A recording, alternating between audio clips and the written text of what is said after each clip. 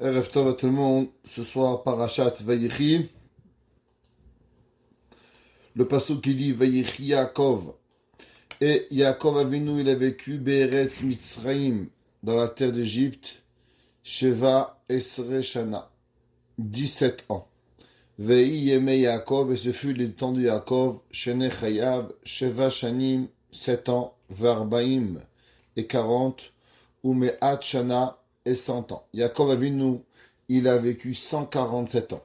Vaïkrevou Israël Lamout, et il est arrivé Israël, donc Yaakov Avinu Lamout, de mourir, Vaïkra Libno le Yosef, et il a appelé à son fils Yosef. Vayomerlo, il va demander à Yosef Hatzadik, Imnat matati chen be'enecha, j'ai trouvé grâce à tes yeux, Sinadechat achadirechi, mets ta main sous ta hanche, donc on parle qu'il a touché la Brit Mila.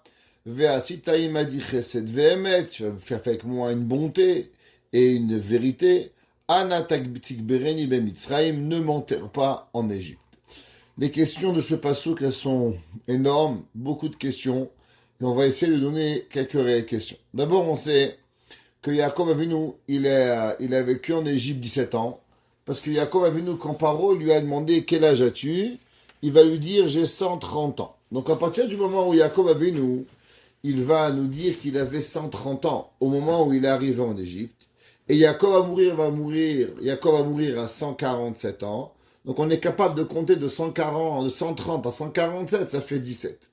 Quelle est la raison que la Torah nous dit Vayechi Yaakov be'eret Mitzraim Sheva Esre Shana? À quoi ça sert que la Torah nous dit qu'il a vécu en Égypte 17 ans? De plus, que veut dire le mot Vayechi Yaakov? On aurait dû dire et Yaakov, il est mort à 147 ans. On aurait compris qu'il a vécu en Égypte pendant 17 ans. Que veut dire le mot Vayechi Yaakov?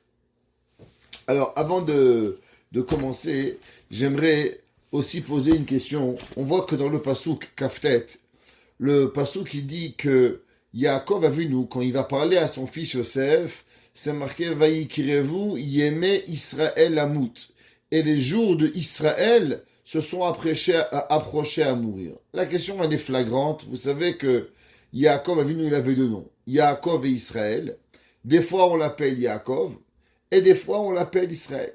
Pourquoi Yaakov Avinu, il va au début de la paracha s'appeler Yaakov, Vayechi Yaakov, et tout de suite après, c'est marqué que Vaïkrevou Yeme Israël. Si Yaakov Avinu, il était dans la Bechina de Israël, pourquoi au début de la paracha, alors c'est venu nous apprendre de Vayechi Yaakov? Ces questions, principalement, elles ont été demandées par le rabbi de Tosh. Le rabbi de Tosh de Montréal, dans son sefer Avodat à Avoda, il nous ramène ces questions, à part la question que je vous ai ramenée à propos de Israël. Mais sinon, les autres questions, le amour de Tosh nous en parle. Alors, pour pouvoir faire une histoire courte, on va essayer d'expliquer. Vous savez que Yaakov Avinu, il est dans la Shlemut. On a dit souvent que Yaakov Avinu, il représente véritablement le tikkun ultime de Adam Arishon. Adam Arishon, il est venu dans ce monde, et malheureusement, durant les 130 premières années, Yaakov Avinu va fauter. Et Yaakov Avinu va venir réparer le tikkun de qui? De Yaakov Avinu pendant les 130 premières années. C'est pour ça que Yaakov Avinu, pendant 130 ans, il va souffrir pour réparer les 130 ans de faute de Adam Arishon. Donc les 130 ans de Yaakov sont en connexion avec les 130 ans de Adam Arishon. Maintenant, que veut dire le mot Vayechi? Il nous dit le rabbi de Tosh qu'il y a différentes façons de voir la vie. Il y a des gens, pour pouvoir vivre, ils ont besoin énormément de contexte. Ils ont besoin que ça va bien au travail. Ils ont besoin que tout va bien.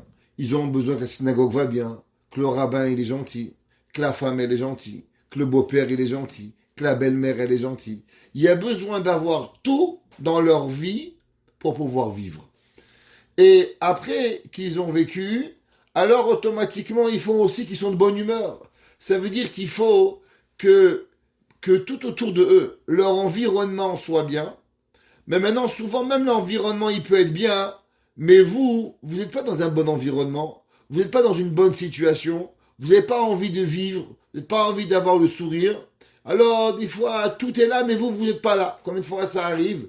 Vous arrivez à un mariage, la viande, elle est bonne, le poisson, il est bon, la musique, elle est bonne, vous n'êtes pas dans le mood.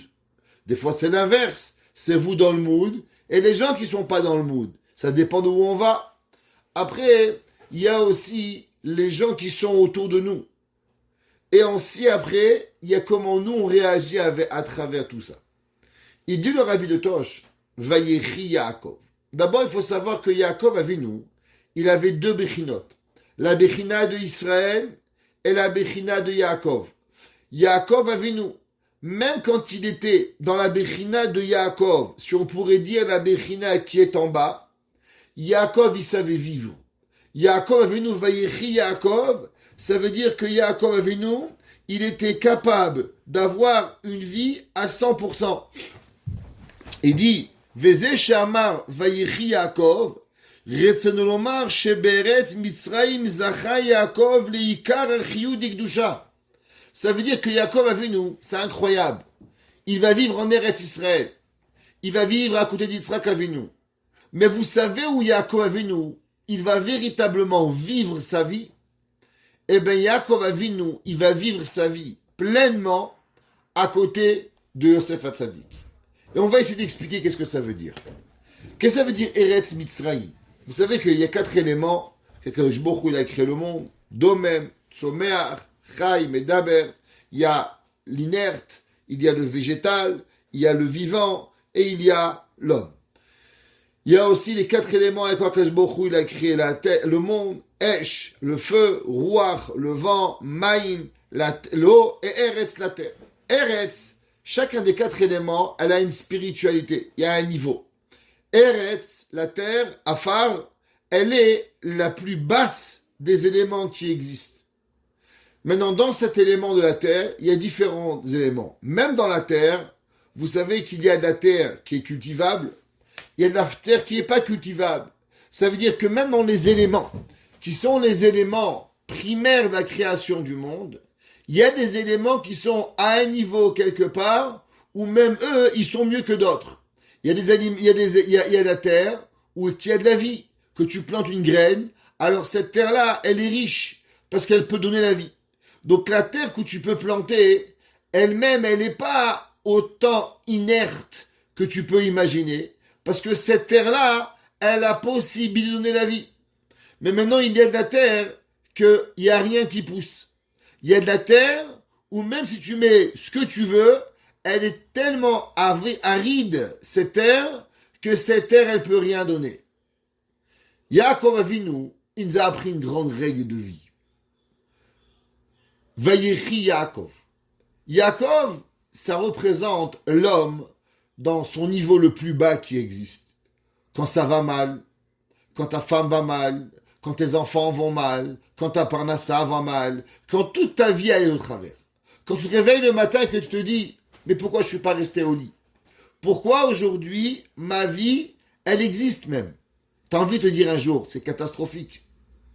Yaakov Avinu, il nous dit qu'il y a des moments où on est Bebechinat Yaakov, au plus bas du bas, on est au talon. Mais l'homme, malgré cela, Vayechi, il faut donner de la vie. Où? Be'eretz. Eretz, c'est la terre. La terre, quelle terre? La terre que tu peux planter? Non, Eretz Mitzrayim. Que veut dire Mitzrayim? Mitzrayim veut dire Metzer. Vous savez que Metzer veut dire fermé. Minham Metzar Karatia. David Amelech, il dit au moment où je suis fermé, où je suis étranglé, j'ai appelé à Kadosh Baruch Hu. Yaakov Avinu, il dit, Vayechi Yaakov. Yaakov Avinu a su donner de la vie. Quand l'homme, il est au plus bas que l'homme, il peut exister. Be'eretz, au moment où il est dans la Bechina la plus basse. Maintenant, où ça? Dans Mitzrayim. Mitzrayim et la Shon, Metzer, terminé. Sheva Esre Shana. Dit le rabbi de Tosh, Sheva Esre, Gematria, Tov. Ça veut dire que l'homme, même au moment où il est dans le moment le plus bas qui existe, si l'homme, il arrive à amener du bon dans sa vie, alors Vayechi, il peut vivre. En vérité, les gens y pensent qu'il faut avoir du bon pour vivre. Le passage qui nous dit Vayechi Yaakov, c'est l'inverse. Que si l'homme il sait vivre, alors même dans Eretz et dans Mitzrayim, il peut voir le bon. Ça veut dire que c'est une différente façon de vivre le monde. Il y a des gens qui doivent avoir du bon pour pouvoir vivre, et il y a des gens, quand tu sais vivre, alors tu es capable d'apporter le bon. Ça veut dire que quand l'homme il sait vivre, quand l'homme il sait apporter de la chiyut, il est capable d'amener de la vie, Vayechi, alors peu importe où tu es, Eretz, Mitzrayim, Yaakov, tu as tous les éléments négatifs pour ne pas vivre, et bien malgré cela, Yaakov, il est capable de vivre. Maintenant, c'est quoi le chiffre 17? Nous dit le rabbi de Tosh quelque chose d'extraordinaire. Vous savez que il y a des mots et des permutations de Hakadosh Baruch Hu. Tout le monde connaît. On connaît le nom Hakadosh Baruch Hu, Yudke Vavke. Yudke Vavke, c'est le Shem 26, Rachamim. On connaît le nom d'Hakadosh Baruch Hu, Elohim, 72, qui est Minyan Chesed, aussi qui est Minyan Hateva. On connaît le nom Kel, Aleph Lamed, 31. On avait déjà expliqué que dans les noms d'Akadosh Baruch Hu, Yud Kivavke, il y a le Shem Ma, il y a le Shem Ab, il y a le Shem Sag, il y a le Shem Ab. Il y a différentes permutations de Akadosh Baruch Hu. On a aussi le nom qu'on connaît, Eye, qui est 21, qui a que le nom d'Akadosh Baruch Hu, qui dit à Akadosh Baruch Hu, il a dit à Moshe Rabbeinu, avec quel nom tu vas dévoiler le peuple juif? Akadosh Baruch Hu lui a dit, Eye Asher Eye, je suis avec qui je suis. Ça, c'est le nom que Akadosh Baruch Hu Behemet, il a délivré le peuple juif. C'est le nom de Ey. Mais il y a un autre nom de Akadosh Baruch Hu, qui est le nom de 17. D'où il sort ce nom 17? Il dit le Rabbi Otosh, c'est le nom Aleph, He, Vav, He. Ça, c'est le nom avec quoi Akadosh Baruch Hu, il a créé l'univers. Et c'est marqué dans le Zohar Akadosh, avec quel nom Akadosh Baruch Hu il a créé le monde? C'est ce nom, E, He, Aleph, He, Vav, He. D'où il sort ce nom? On l'avait jamais écouté. Il dit le Zohar, c'est simple. C'est marqué Bereshit bara Elokim. Et, Aleph, Hashamayim, He, Ve'et, Vav, Haaretz, E. Aleph, He, Vav, He. Il dit Et, Hashamayim, Ve'et, Haaretz. Rachetevot, Aleph, He, Vav, He. Combien ça fait la valeur numérique de Aleph, He, Vav, He? Eh bien, ça fait 27. Et ça fait 10. Vav, ça fait 6. Ça fait 26. Et Aleph, ça fait 7. Alors, il dit le rabbi de Tosh, 17, c'est la valeur numérique. He, 10. Vav, 6. 1, 17. C'est la valeur numérique de Tov. C'est avec ça que Akadosh Baruch Hu a créé le monde. Et il dit, Ki besheva esre shanim ele. Zacha Yaakov la'ashlim tachlit briat ha'olam. Imaginez-vous Yaakov Avinu, quand il arrivait en Eretz Mitzrayim, qu'est-ce que vous croyez, qu'il a mangé du sushi? Eh ben, il dit à le Rabbi Otosh que Yaakov Avinu, il a vécu et il est arrivé à compléter sa mission de la création du monde. Shekol ha'olam nivra et achidzu, sh'adam atachton ba'olam ha'asiya. Yamod neged kol kochot amiknagdim. Il dit qu'est-ce que ça veut dire? Il dit que veut dire et hashamaim ve et haaretz. Nous enseigne le Rabbi Otosh quelque chose d'extraordinaire. L'homme, Akadosh Baruch Hu l'a mis sur une mission sur cette terre. Quelle mission? La mission qui est que des fois les problèmes vont venir d'en haut et des fois les problèmes vont venir d'en bas. Et on ne sait pas. Des fois c'est le Yetzer HaTov. Des fois, tu as trop envie d'être avec Dieu, alors tu te comportes mal. Des fois, c'est que tu n'as pas envie d'être avec Akadosh Baruch Hu. Des fois, tu as envie de t'éloigner. Et trouver l'équilibre de comment vivre la terre, de comment savoir comprendre chaque chose, comment faire la part des choses dans le monde spirituel, dans le monde matériel, comme on avait expliqué que les élèves de Rabbi Akiba, ils s'étaient trompés en voulant vivre la vie trop spirituelle, ils ont fauté. Ça veut dire que même, des fois, le monde spirituel peut apporter l'homme à une erreur. L'homme, il arrive à Shamaï. Des fois, l'homme, il a des difficultés à arrêter la terre. Mais il en reste, c'est que l'homme, il doit trouver la shlemut. L'homme, il doit trouver la parité d'exister en le ciel et la terre. Et quand l'homme, il sait vivre, il dit le Rabbi de Tosh, entre dans le ciel et de la terre, à savoir vivre son judaïsme à 100% et se rapprocher de Akadosh Baruch Hu, quoi qu'il arrive, alors c'est là qu'il arrive dans la Shlemut. Bereshit bara, au commencement, Akadosh Baruch Hu, il a créé. Qu'est-ce qu'il a créé? Et hashamaim ve'et haaretz. Ça veut dire que l'homme, il pourra avoir des difficultés qui sont célestes ou qui sont matérielles. Mais l'homme, il doit être capable de vivre ensemble. Vayechi Yaakov. Yaakov Avinu, il a vécu avec quoi? Sheva Esrei Shana. En faisant la permutation du nom d'Akadosh Baruch Hu, Aleph He Vavé, qui provient de savoir trouver l'équilibre dans le monde, que ça soit à travers le monde divin, que de le monde matériel pour pouvoir vivre. Ve'avudazu pa'al Yaakov Avinu. L'homme, il a des fois des difficultés énormes. L'homme, il va vivre des fois à des niveaux de difficulté que l'homme ne comprend pas. Des fois, l'homme, il est là, comme on a dit au début, c'est très difficile. Mais l'homme, il doit vivre. On avait ramené souvent du rabbi de Kotsk. Un jour, un chassid est venu voir le rabbi de Kotsk et il lui a dit, Rabbi, j'aimerais s'il vous plaît que vous priez pour moi, pour que je suis capable de prier un petit peu mieux, avoir plus de temps. Alors le rabbi de Kotsk lui a dit, mais qui a dit que Akadosh Baruch Hu, il veut que tu pries avec plus de temps? Peut-être que Akadosh Baruch Hu, il n'a seulement envie qu'à travers toutes les difficultés que tu arrives encore le temps à trouver prier Akadosh Baruch Hu. Ça veut dire qu'on ne connaît pas la raison pourquoi on est sur cette terre, mais de quoi que nous avons, on doit pouvoir et on a le devoir de faire du mieux qu'on a avec Akadosh Baruch Hu. V'Hashem azeh Aleph Evav Nikra Gam Shem Hadat. Et il dit, c'est quoi ce nom? Il dit le Harizal dans le Peri Etzraïm, il dit, c'est quoi ce nom? Aleph Evav He. C'est ce qu'on va appeler le nom d'Akadosh Baruch Hu qui amène à l'homme le Da'at. C'est quoi le Da'at? On a parlé souvent et on a déjà dit, quelle est la question initiale de l'homme? En vérité, ce qui a difficulté à l'homme, c'est de savoir qu'est-ce qu'on fait dans ce bas monde. Qu'est-ce qu'on vient faire dans ce bas monde? Si l'homme, il savait qu'est-ce qu'il vient faire dans ce bas monde, ça serait tellement facile, on aurait une mission. On voit le Messilat Yesharim, au début de son livre, il dit que la première question que l'homme, il se pose, c'est quoi ma chovati ba'olam hazeh? C'est quoi mon obligation dans ce monde? Pourquoi je suis venu? Ça veut dire que le da'at, il amène à la personne la connaissance de pouvoir comprendre. Nous enseigne le Harizal, que veut dire et hashamaim ve'et haaretz?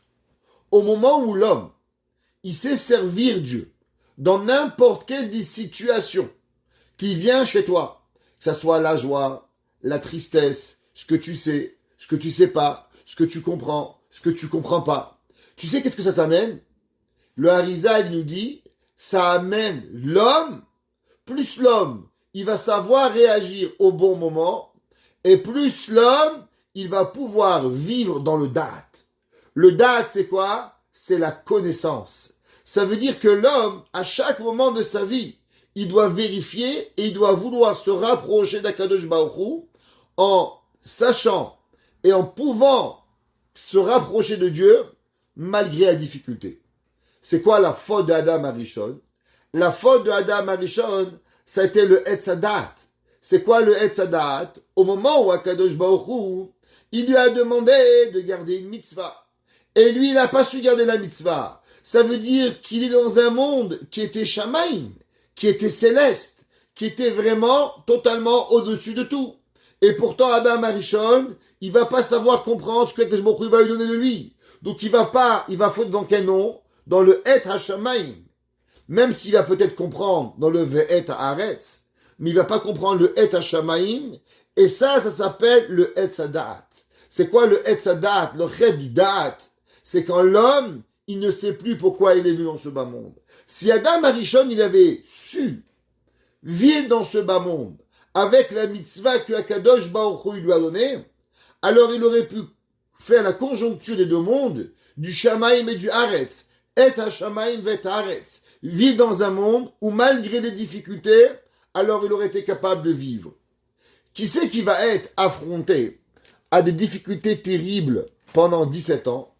Dit le rabbi de Tosh, pendant les 17 ans, Yaakov Avinu, il va vivre en Égypte. La difficulté de l'Égypte, c'est pas une difficulté facile. Yaakov avait vécu toute sa vie dans un monde qui était totalement sélectif. il vivait 14 ans, il a vécu chez Yaakov. Après, il y avait la yeshiva de Shem Ve'ever. Après, même pendant les 20 ans de chez Lavan, Yaakov vivait tout seul, vivait avec des moutons. Où Chachamim nous disent pourquoi? Parce qu'il pouvait être mitbonen à Kadosh Baruch Hu, où il pouvait vivre sa vie avec Dieu. Mais être entouré de monde néfaste, et de gens méchants, et de gens fauteurs, ça n'avait jamais été avec Yaakov Avinu. Même pendant les 22 ans qui étaient en Eretz Israël, Yaakov Avinu vivait dans le deuil. Il vivait un petit peu en ermite. Il vivait dans un monde qui était complètement fermé, où il voulait laisser personne. Il avait refusé la joie. Donc Yaakov Avinu n'avait pas vécu dans ce monde d'allégresse où il pouvait voir. Quand est-ce que Yaakov Avinu va être confronté à cette difficulté du monde de la vie, du monde où il va devoir comprendre le monde qui va être autour de lui, où il va avoir des enfants, où en quelques années, ils vont passer de 70 personnes à des millions de personnes. La fin de la page la semaine dernière, Parou, Vaishretsu, Vayibu, Bimod, Meod, on va voir déjà que dès qu'ils vont arriver en Égypte, les enfants de Yaakov Avinu vont se multiplier à une vitesse vertigineuse et il va devenir quelque part l'homme de scène qu'il n'a jamais été. Et il va devoir faire face à cette réalité. Et Yaakov Avinu va savoir gérer cette difficulté, va savoir pouvoir faire la part des choses entre le Shamaïm et le Eretz, savoir c'est quoi son rôle de papa, son rôle de leader, son rôle de Melech, parce que Yaakov Avinu va être un Melech, comme la paracha la semaine nous dit, qui vont lui déposer une couronne parce qu'il va être un roi Yaakov Avinu. Et il va, dans tout ça, il va savoir s'en sortir. Et ça, c'est la shlemut qu'on arrive dans Et HaShamayim Ve'et Haaretz. C'est le Shem Aleph He Vav He. Vezeu Rumaz qui dit Ki'aidea Voto Beshani Mele Zachar Itkasher Elav Itbarach Bidvekut Ha'amitit. Il dit, le Rabbi Tosh aussi, quand l'homme, il fait ce qu'il a à faire ici-bas, quand l'homme, il sait faire dans ce bas monde ce qu'il a à faire. Donc, ça veut dire quoi ce qu'il a à faire? Ce qu'il a à faire, c'est Et Haaretz.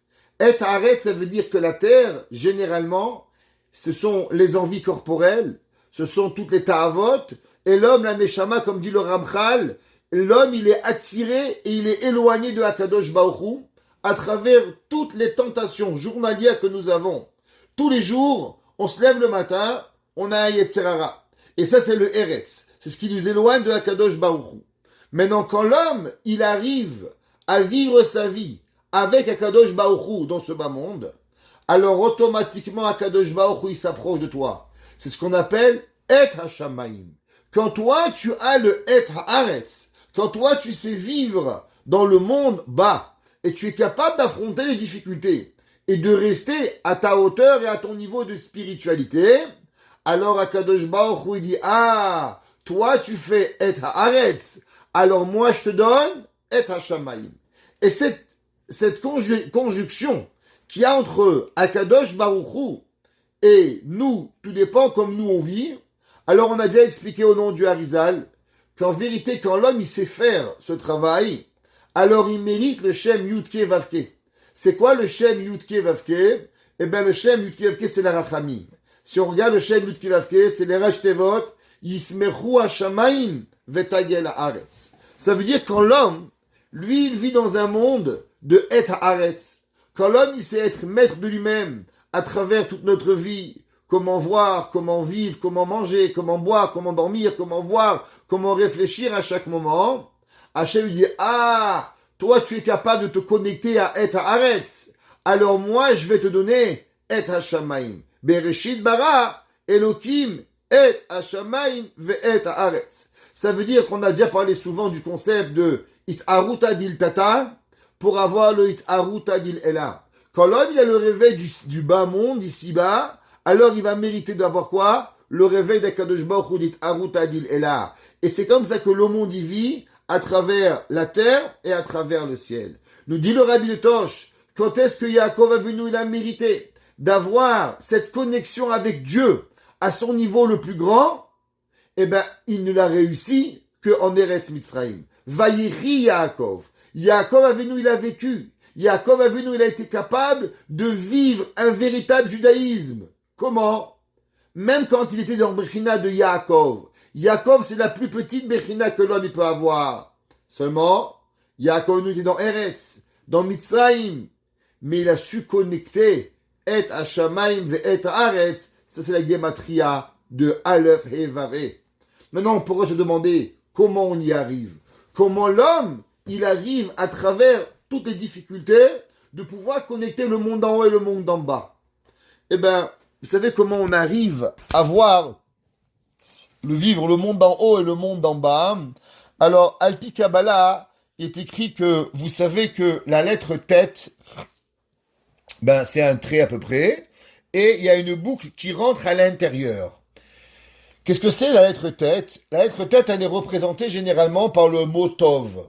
Le mot Tov, si vous vous rappelez, on avait déjà parlé de ça que dans les 10 commandements, eh ben, il y avait une lettre qui est restée des anciens commandements, les premières tables de la loi, qui sont pas cassées, qui était la lettre tête. C'est marqué dans le Zohar, dans les Sfarim, que représente la lettre tête. La lettre tête, elle représente le bon qu'il y a à l'intérieur. Ça veut dire qu'il y a en vérité deux bons. Il y a le bon que vous voyez. Généralement, ce bon-là, il n'est pas excellent. Parce que les diamants, ils sont pas dans le monde extérieur. Un homme qui veut un diamant, il doit être dans la terre. Et dans la terre, il doit être capable d'aller chercher le bon. Ça veut dire quand l'homme, il va chercher le Tov, il est Tamoun. C'est ce qu'on appelle Tevet.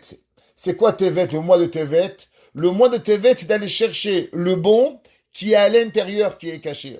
On va pas rentrer, mais vous savez, une des raisons pourquoi la fête de Hanouka, elle est claire et elle continue dans le mois de Tevet. On avait parlé une fois dans un cours, je sais pas si vous vous rappelez, que Esav, il avait 3 mois par année. Et c'était Yaakov Avinu, il lui avait volé un des mois. Esav voulait avoir le mois de Tammuz, Av et Elul. Et Yaakov Avinu veyado o chesed be'akev. Yaakov Avinu, il a attrapé quelque chose de Yaakov, de Esav. Et qu'est-ce qu'il lui a pris? Il lui a pris le mois de Elul. Tammuz, Av, Elul. Le mois de Elul, nous avons volé à Esav. Et nous lui avons laissé Tammuz et Av. Mais Esav Aracha a récupéré un mois. Quel mois? Le mois de Tevet. C'est pour ça que durant le mois de Tevet, le temple, Jérusalem a été entouré par les Babyloniens, par les Irakiens de l'époque, par Nebuchadnezzar, qui a encerclé Jérusalem pendant 2 ans et demi.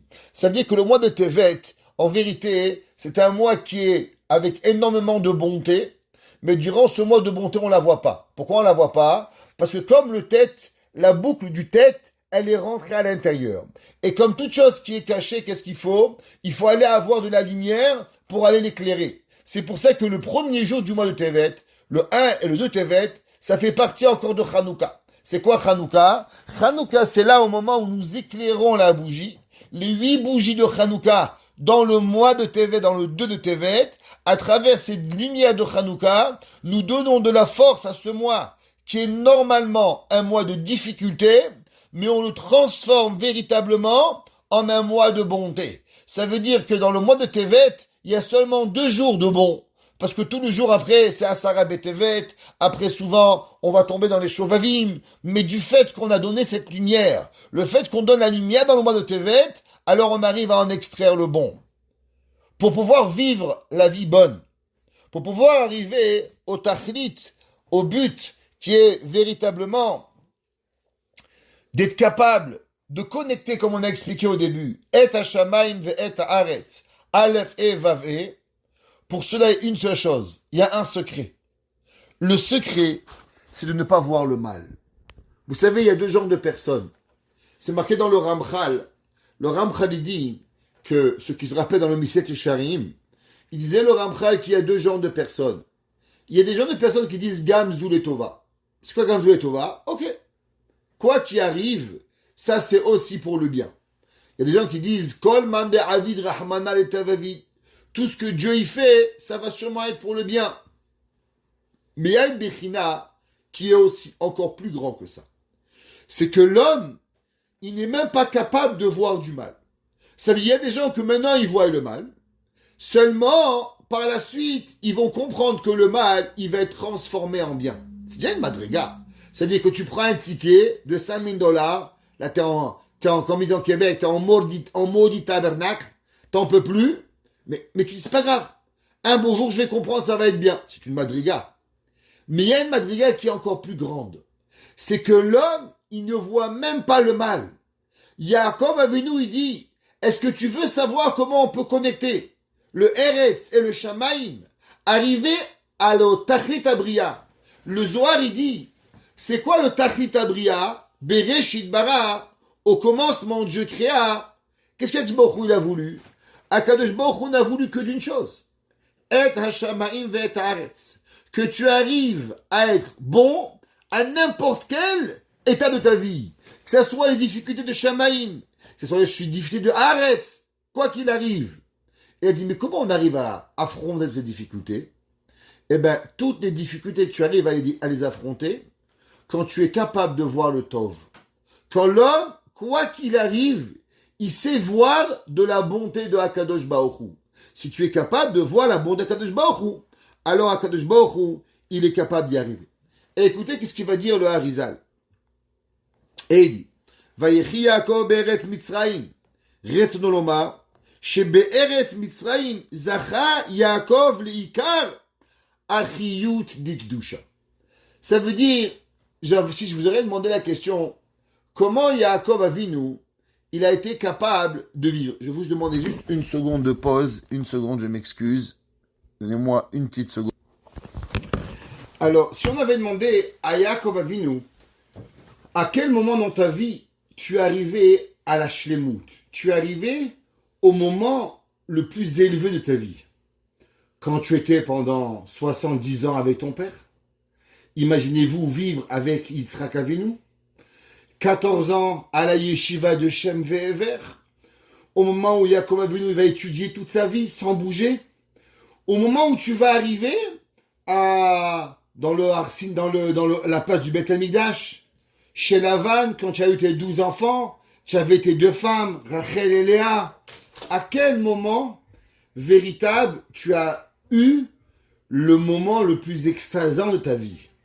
Il dit le Rabbi de Tosh, il dit, Vayechi Yaakov, shebe'eretz Mitzrayim zacha Yaakov, le'ikar, merci, chiyut dikdusha. Tu sais c'est quoi Vayechi Yaakov?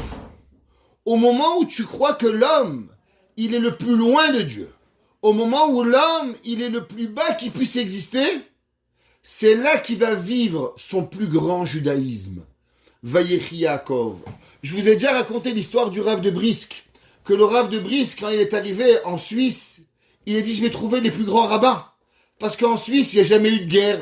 Donc les Suisses doivent être les gens magnifiques, des gens érudits en Torah. Et il s'est passé qu'à la fin, il dit, mais il ne se passe jamais rien ici. Les Suisses, vous connaissez la blague, il ne se passe jamais rien. Et il les a vus, les gens, les plus bêtes qu'il avait vus de sa vie. Pourquoi? Parce que du fait qu'ils n'avaient jamais eu d'épreuve, alors ils n'avaient jamais combattu le mal, alors automatiquement, ils avaient été à 100% dans le monde de la passivité.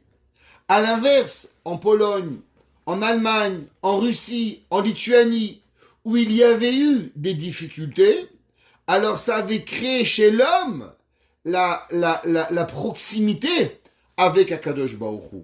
Vous vous rappelez un jour, je vous ai dit qu'au nom du Rav Steinman, que le Rav Steinman, il a dit que quand Mashiach va venir, et qu'il va nous voir à vous et à moi, à nous tous ici, qu'on est encore Shomer Shabbat, eh ben ils vont nous prendre sur leurs épaules, Avraham Avinu, Yitzhak Avinu, Moshe Rabbeinu, et ils vont danser avec nous. Vous m'avez pris pour un fou. Ben le passouk qui dit, Vayechi Yaakov. Plus la difficulté de l'homme est difficile, et plus c'est là que l'homme, il est capable de se rapprocher de Akadosh Baruch Hu. Ça veut dire que, pourquoi Yaakov Avinu, juste maintenant, au moment où il vit en exil, au moment où il est loin de tout le monde, c'est là qu'il décide de dire à ses enfants quand Mashiach va venir. Ben la réponse, elle est simple. Ça veut dire que quand est-ce qu'il s'est senti le plus proche de Akadosh Baruch Hu? Au moment où sa vie, elle a été le plus difficile. Mais malgré la difficulté, il a su vivre avec Akadosh Baruch Hu. Alors c'est là qu'il a touché le moment le plus grand de sa vie. Et il dit, Kivan Shesham Igia Ledvekut Hamitit. C'est là-bas qu'il est arrivé à la dvekout. Dvekout, c'est quoi? À la connexion ultime avec Dieu. Comme c'est marqué, Va'atem devekim b'Hashem chayim kulechem hayom. Valideze va'yeme Yaakov shene chayav shva esrim ve'arba u'me'at shana. À travers le service divin de ces 17 ans qu'il a eu, alors automatiquement, c'est là qu'il a pu sceller les 147 ans de sa vie. Vous vous rappelez au début du passage qu'on a dit, pourquoi c'est marqué 17 ans et 147? On savait qu'il avait vécu 130 ans. Donc 130 ans plus 17, ça fait 147. Pourquoi Torah répète les deux, 17 ans et 147 ans? Il dit parce que quand est-ce que Yaakov Avinu, il a su terminer sa vie, il a su polir sa vie, grâce aux 17 ans d'Égypte, c'est là qu'il a su compléter la vie de 147 ans. Kivan Shid Gaber al Kol Kochot HaMitnagdim, quand il a été capable d'affronter toutes les forces qui venaient contre lui, Ve'amad Bechol Ishonot, A Benisayon Acharon Va'Kaché, Shel Tumad Galut Mitzrayim. Nous dit le Rabbi de Tosh, vous savez que le moment le plus difficile de la vie de Yaakov n'a pas été avec Esav, n'a pas été avec Lavan, n'a pas été les 22 ans aînés de son fils, mais il a été sur le terrain. L'affrontement qui était l'anti-Yaakov. Yaakov, il s'appelle Tiferet. Tiferet, c'est quoi? C'est la gloire. On sait que Yaakov Avinu, il est proche d'Akadosh Baruch Hu. C'était quoi l'Égypte? L'Égypte, c'était l'immoralité. Et Yaakov Avinu de vivre en Égypte et de savoir éduquer ses enfants. Yaakov va avoir 5 générations et il va leur inculquer la Torah pendant les 5 générations qu'il va voir et les maintenir en sainteté. Ça a été l'épreuve ultime de Yaakov Avinu. Ve'aydeze irgish benafsho shekvar ishlim tachlit be'alma haden. Et il dit qu'avec cela, Yaakov Avinu a mérité de terminer le but dans sa vie.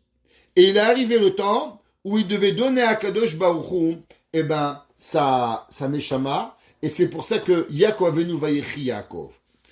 Le Kliyakar, il nous demande une question incroyable. Vous savez tous que Yaakov Avinu, il a voulu donner à ce moment-là, il a voulu donner à Yaakov Avinu le temps de dévoiler qu'on appelle ça, la galoute, quand est-ce que Mashiach va venir, et Akadosh Baruch Hu va pas le laisser. Et la raison, elle est pourquoi Akadosh Baruch Hu, il n'a pas voulu Dieu n'a pas voulu qu'Aviachol, que Yaakov Avinu va dévoiler le moment où Mashiach va venir. Nous amène le Kliyakar une explication incroyable. Donc on est, après qu'Yaakov Avinu, il a vécu, après qu'il est arrivé au Tachlit Hashlemut, il est arrivé au but de sa vie, il est arrivé à connecter les mondes en haut et les mondes en bas. Donc on est au moment le plus parfait. Pourquoi Yaakov ne peut pas dire à ses enfants la raison pourquoi, quand est-ce que Mashiach va venir? Imaginez-vous, si nous connaissions la date de Mashiach. Et là, la Gemara, elle dit pourquoi la paracha de Vayechi a laissé Touma. Vous savez, quand vous ouvrez le Sefer Torah, vous n'avez pas une ouverture et une fermeture. Toutes les lettres sont collées dans Parashat Vayechi. Et elle dit pourquoi? Parce que au moment où Yaakov Avinu, il a voulu dévoiler le moment de la Géoula, alors automatiquement, Dieu lui a enlevé la présence divine. Et là, Yaakov Avinu a demandé à ses enfants, peut-être qu'à un d'entre vous qui est devenu un mécréant, c'est pour ça que j'ai perdu ma présence divine. Et ils vont tous lui dire, Shema Israël Hashem Elokeinu Hashem Echad. Alors nous dit le Kliyakar au nom du Baal Akeda. Au nom du Midrash dans la Kout Shimoni. Aomer Keshibikesh Yaakov Legaot Laketz. Amar HaKadosh Baruch Hu Velo Oti Karata Yaakov. Le verset, il dit dans Yeshaya même Gimel 43, que HaKadosh Baruch Hu, il dit, hey, c'est à moi et pas à toi. Dieu, il dit, et tu m'as pas appelé Yaakov. Qu'est-ce que ça veut dire? Il dit le Midrash, Shelo Haya Chas Al Kevodi. Qu'au moment où Yaakov Avinu, il a voulu dévoiler le secret ultime de la Géoula, Dieu dit, stop Yaakov. En dévoilant la Géoula, tu vas me blasphémer moi. Tu es pas intéressé à mon honneur, à moi, Kadosh Baruch Hu. La question, elle est pourquoi? Quel est le rapport qu'au moment où on va savoir la Géoula, qu'on blasphémerait à Kadosh Baruch Hu? Quelle est la connexion avec cela? Il dit le Kliyakar, écoutez bien, Ki midiazu yemashech nezek ze shelo ikaru oti. Il dit, vous savez qu'est-ce qui va se passer au moment où Akadosh Baruch Hu, le peuple juif, va savoir la Géoula?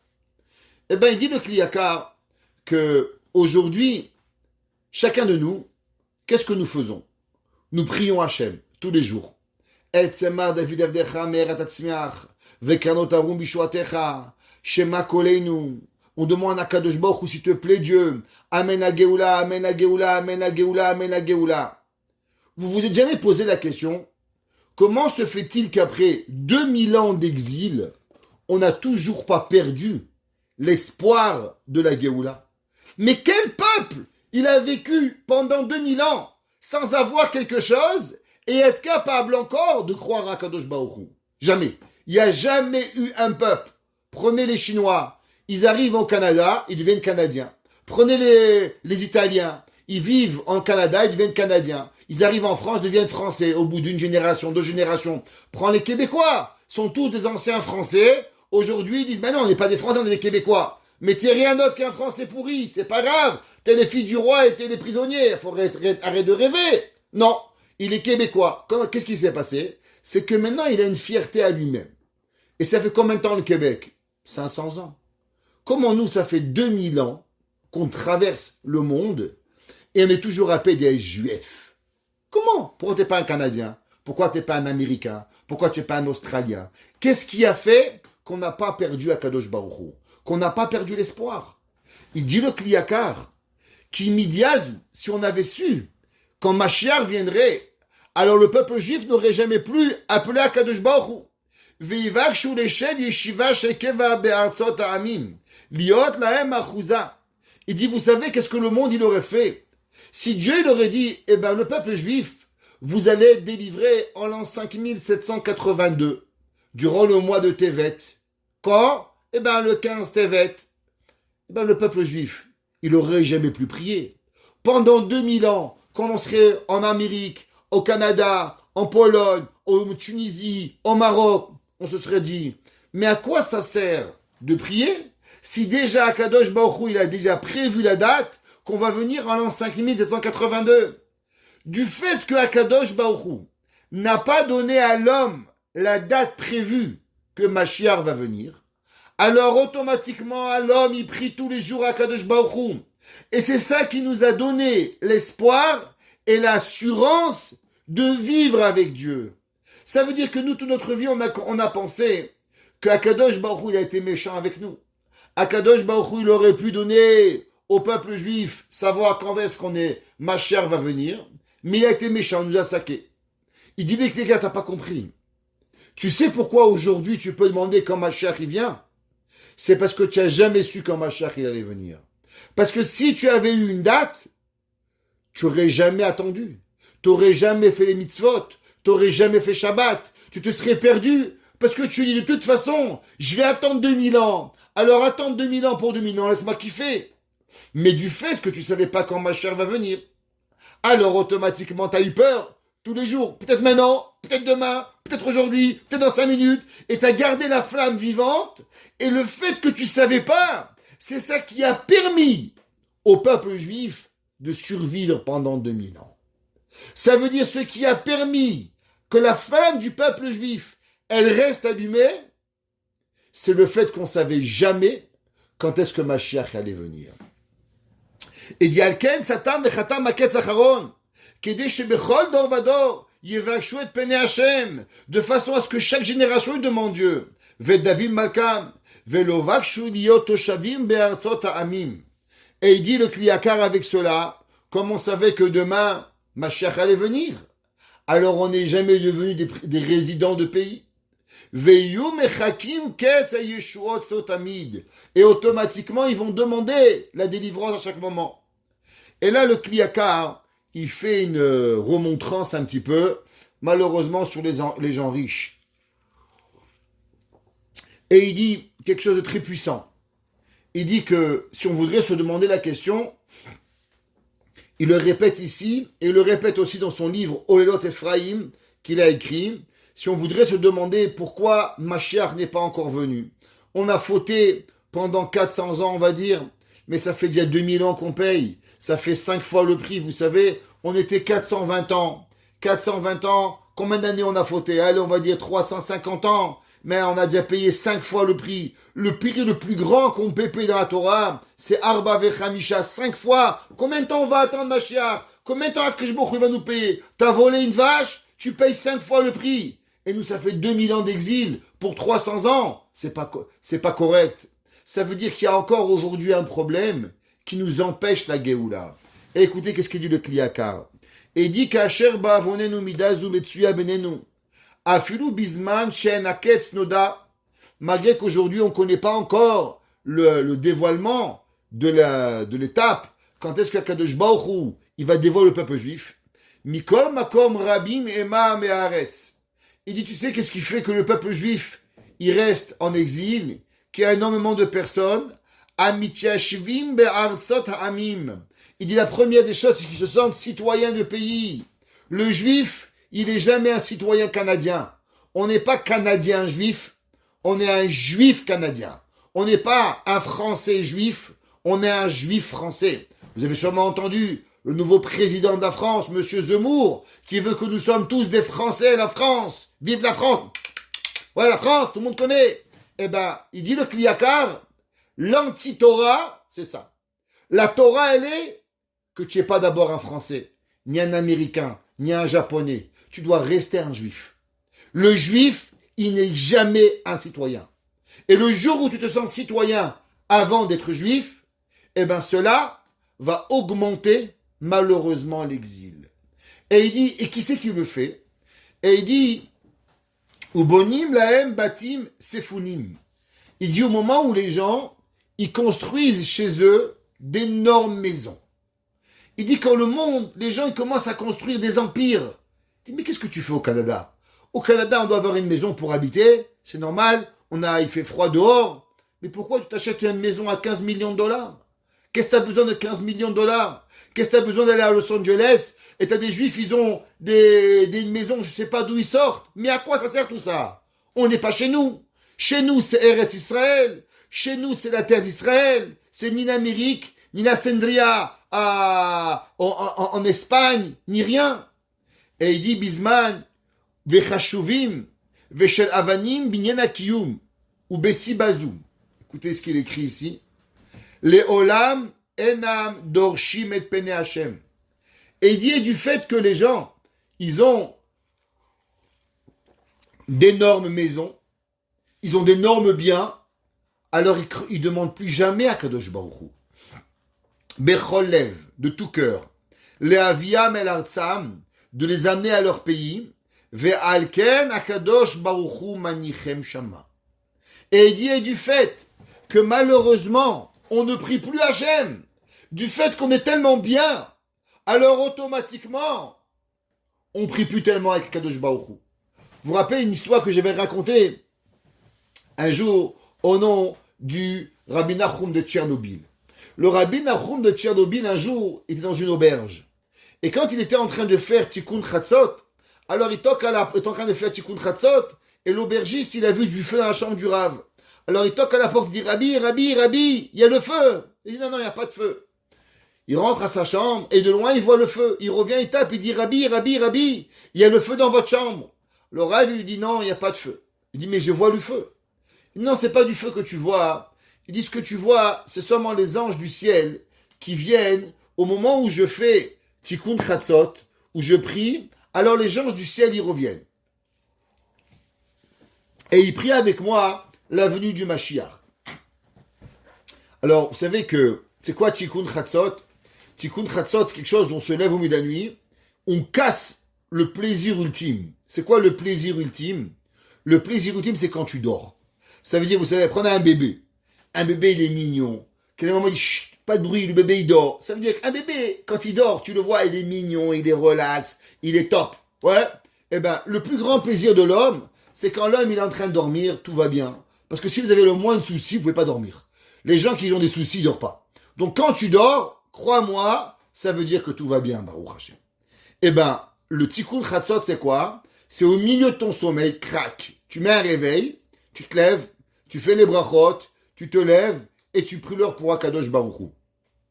C'est la chose la plus difficile. Il y avait un jour un de nos grands maîtres, Rav Levi Yitzhak Bender, il a dit, vous savez, c'est écrit dans la paracha, Venoach matzachen be'ene Hashem. Et Noach, il a trouvé grâce aux yeux de Akadosh Baruch Hu. Alors, les commentateurs, tout le monde se demande la question, mais qu'est-ce qu'on doit faire pour trouver grâce aux yeux de Akadosh Baruch Hu? Qu'est-ce que l'homme, il doit faire pour cela? Alors, vous savez, il y a quelques semaines, on avait parlé de l'étude de la nuit. Je ne sais pas si vous vous rappelez, au nom du Rambam, qu'au moment où l'homme, il étudie la nuit, alors il reçoit la grâce sur son visage qui permet à Akadosh Baruch Hu. On avait parlé le fait de connecter le jour et la nuit. Chez les chassidim de Breslev, il est connu que Rabbi Nachman de Breslev avait deux demandes envers ses chassidim. Est-ce qu'on disait que qui est appelé un véritable chassid Breslev? C'est pas être sur les voitures en train de chanter na na Nachmane ou non. Désolé, c'est pas ça. C'est pas d'avoir une grande kippa blanche et de faire le fou. J'ai pas dit que c'est pas bien d'avoir une kippa blanche, mais c'est pas ça le chassid Breslev, c'est chassid nanar si vous voulez. Rabbi Nachman de Breslev principalement, il demandait à ses élèves deux choses. Un, de se lever au milieu de la nuit, de faire le chatzot. Et deux, de se lever le matin, très tôt, pour faire la prière au lever du soleil. Ce qu'on appelle le Netzachama. Et Rabbi Levi Yitzhak disait toujours que la Torah nous dit qu'un homme, il existe al pishnaim yakum davar. Quand un homme veut faire quelque chose d'important, il doit avoir toujours un double témoignage. C'est quoi un double témoignage? Exemple, quand vous êtes marié, il n'y avait pas un rabbin. Il y avait minimum deux rabbins, deux témoins. S'il n'y a pas de témoins, il n'y a pas de mariage. Dans la Torah, Dieu préserve quand il y a un divorce, il faut deux témoins aussi. Toute chose qui en a besoin d'importance, il faut deux. La cache-route, il y a un tampon, c'est scellé, il y a deux simanim. Toute chose que l'homme il a besoin d'avoir toujours deux. Quand il y a ces deux choses-là, c'est là qu'il prouve vraiment qu'il est une bonne personne. Alors le Rabbi Nachman de Breslev demandait toujours deux choses à ses élèves. C'était quoi? Chatzot et Netz. Eh bien, les lettres de Chatzot et Netz, ce sont les otiot de Chen, la grâce. Grâce à ce qu'un homme, il se lève à Chatzot Laïla, grâce à ce qu'un homme, il se lève le matin très tôt pour prier, alors il trouve la grâce à ses yeux dans son visage. J'ai un jour rencontré un homme qui est arrivé chez moi, un Melavé des Malka, et c'était Parashat Noach. Et le verset, il dit, Venoach matzachen. Et Noach a trouvé grâce à ses yeux. Et Rabbi Levi Yitzhak Bender nous dit comment il a trouvé grâce à ses yeux, parce qu'il gardait le chatzot et il gardait le netz. Alors je lui explique ce Dvar Torah que je vous explique, et à ce moment-là, ce monsieur commence à pleurer.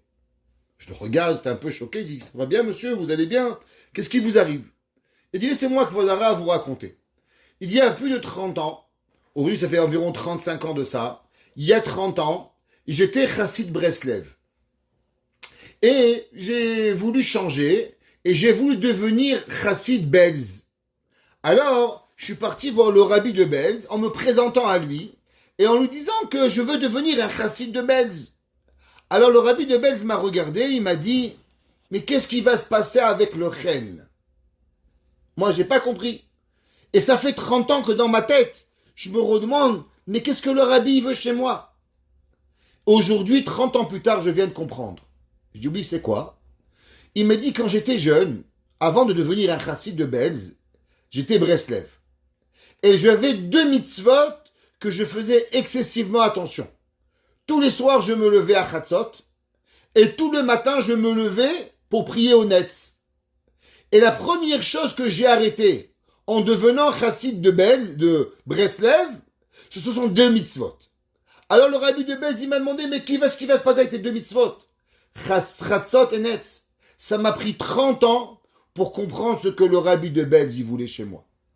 Donc le rabbi Nachum de Tchernobyl, il a dit à ce monsieur, Chatzot, quand on pleure à Kadosh Baruch Hu, la Gemara a dit que toute personne qui pleure pour l'exil de la Shrina, Akadosh Baruch Hu va le réconforter et il va lui faire voir la joie de la reconstruction du temple.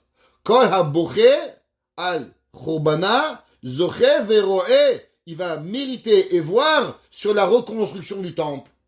Alors, le Rav va demander à l'homme, dis-moi, est-ce que tu aimerais Mashiach? Je ne sais pas si j'aime Mashiach. Faut que je demande à ma femme. Alors il va voir sa femme, il dit, chérie, tu sais le rabbin, il a dit, est-ce qu'on voudrait Mashiach? Alors, elle a dit, je sais pas, dis-moi, tu sais, on a des poulets ici, dans l'auberge. Est-ce que les poules, elles vont venir avec nous en Israël s'il y a Mashiach? Alors il lui a dit, je sais pas, il va voir le rabbin. Il dit, Kvod Harav, si Mashiach il vient, est-ce que les poules vont venir? Il lui a dit oui. Alors il repart voir sa femme, il dit oui, chérie, les poules viendront. Elle dit, il dit, et la vache qui nous donne du lait tous les jours, elle va venir avec nous? Alors il dit, je sais pas, il revoit le Rav. Et le Rav lui dit, oui, la vache va venir. Il dit, le cheval, est-ce qu'il va venir? Il lui dit oui, elle lui dit oui. Et à la fin, il dit, mais j'ai une question. Est-ce que l'auberge où on habite, est-ce qu'elle va venir avec nous en Israël? Et là, le Rav lui dit non. L'auberge viendra pas. Alors l'aubergiste a dit, alors je veux pas Mashiach. Et le Rabbi Nachum de Tchernobyl, le Maor Enaim, a dit, ce jour-là, j'ai compris la raison pourquoi Mashiach il vient pas. Ça veut dire que, en vérité, comme dit le Kliyakar, quelle est la raison pourquoi les gens, ils disent qu'ils veulent Mashiach, mais ils veulent pas Mashiach. Ils veulent pas Mashiach, vous savez pourquoi? Parce que pour pouvoir vivre Mashiach, il faut être prêt à tout abandonner. Le Chafetz Chaim ne s'assied jamais avec le dos sur la chaise. Pourquoi? Il a dit de façon à ce que quand Mashiach viendra, je vais me lever encore plus rapidement. Quand on attend un enfant qui n'est pas arrivé, il est minuit, on n'arrive pas à s'asseoir. On a des épines dans les fesses. On est là, on saute. À chaque voiture qui vient, on regarde. Est-ce que l'enfant est venu? Il dit, Mashiach, afalpi sheit mameh achakelo. Comment tu peux avoir le dos collé? Mais tu risques de rester une seconde collé depuis trop. Il faut vouloir y aller. Vivre Mashiach, c'est quoi? C'est l'attendre. Être prêt à tout abandonner pour la venue de la Géoula. Yaakov Avinu, vayechi Yaakov. Yaakov était en Égypte. Yaakov, il a vécu les moments les plus difficiles dans l'Égypte. Mais il a su voir le bon dans chaque chose. Mais au moment où on voit le bon dans chaque chose, on peut tellement se plaire dans le bon, c'est qu'on oublie véritablement le but du monde. La Torah nous dit que Yaakov Avinu, c'est marqué la gour ba'aretz banu. Yaakov, il a dit, je suis pas venu habiter en Égypte. Je suis venu de passage. Quelle différence entre la gour? La gour, la Torah nous dit, c'est que l'homme, on n'est pas venu pour être mishtakea, comme on dit dans la Haggadah. Dans la Haggadah, on dit que la raison pourquoi le peuple juif, il s'est perdu au bout d'un moment, c'est à cause qu'au bout de 400 ans, Yaakov leur avait dit qu'on serait là-bas aux 400 ans. Alors, du fait qu'on savait qu'elle allait être 400 ans, qu'est-ce qui s'est passé? Alors, on a dit à quoi sert de faire la Torah? Alors, on s'est oublié. On a commencé à s'habituer au monde goy, et on commençait à s'appeler comme les goyim, et à faire comme les goyim, et à manger comme les goyim. Et au bout d'un moment, on priait même plus.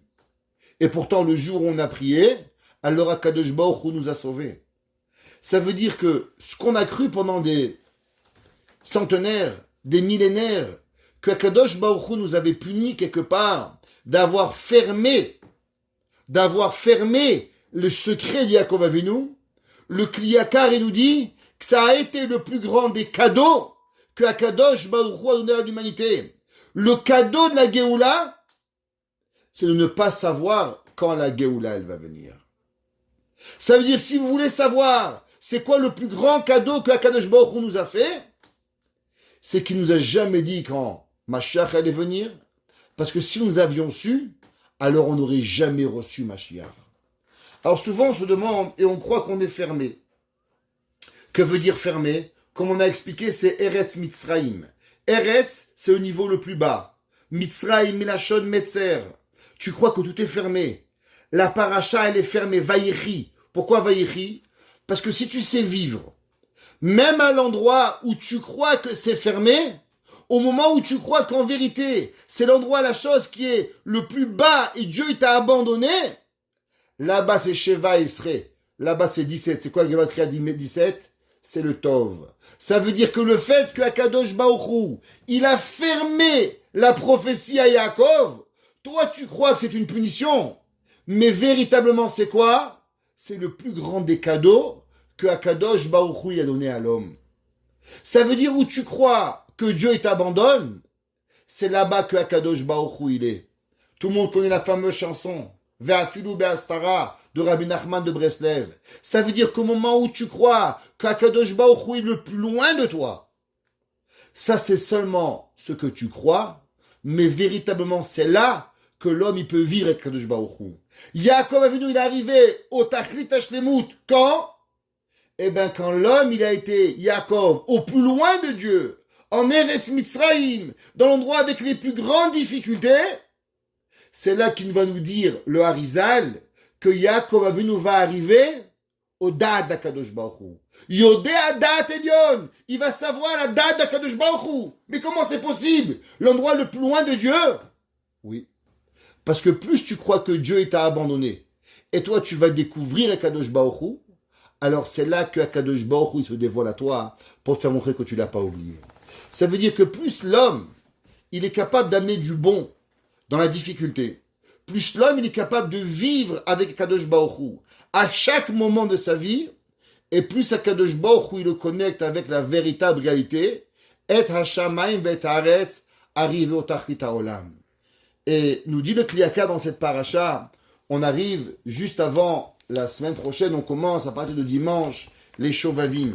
C'est quoi les Shovavim? Ce sont les semaines où on commence à faire Teshuvah, où on commence à réparer ce qu'on appelle Chatot Neurim, les péchés de Doucha, de sainteté. Durant le mois de Tevet, on a cette lumière, la lumière de Hanouka. Ça veut dire l'obscurité, Esav nous a volé, nous amenons de la lumière. Au moment où nous amenons de cette lumière, si on est capable d'aller chercher le bon qui est à l'intérieur de l'obscurité, alors on est capable de voir et de comprendre Akadosh Baruch Hu, et on est capable d'avoir ce savoir qui s'appelle le Etz HaDa'at, l'arbre de la vérité, l'arbre de la connaissance. C'est quoi l'arbre de la connaissance? L'arbre de la connaissance est de comprendre que où tu es, dans les endroits les plus grandes difficultés qu'il y a, c'est que Akadosh Baruch Hu, il est avec toi. Comme dit Rabbi Nachman de Breslev, que même au moment où l'homme, il se sent abandonné par Dieu, s'il voit Akadosh Baruch Hu, Sham Tieh, là-bas Akadosh Baruch Hu il est, et l'homme il est capable alors de connecter entre Et Hashamaim ve'et haaretz, Aleph He Vav He, qui est le nom, la création du monde, qui est le mot qui représente le Tov, qui représente la bonté de Akadosh Baruch Hu. Akadosh Baruch Hu nous donne la force dans nos difficultés, chacun de nous, de connecter le bien et le mal, de voir le bien, de ne jamais voir le mal, de savoir vivre chacune de nos difficultés. Et au moment où l'homme il se sent, où on va tous se sentir aussi loin de Akadosh Baruch Hu, si on arrive à se connecter à Akadosh Baruch Hu, alors là on va voir le date, là on va avoir la connaissance, et quand on va voir la connaissance, alors on se rapprochera de la Géoula, et que Akadosh Baruch Hu nous amène très rapproché, la vue de Mashiach Tzidkenu, Bimera Biyamenu. Amen.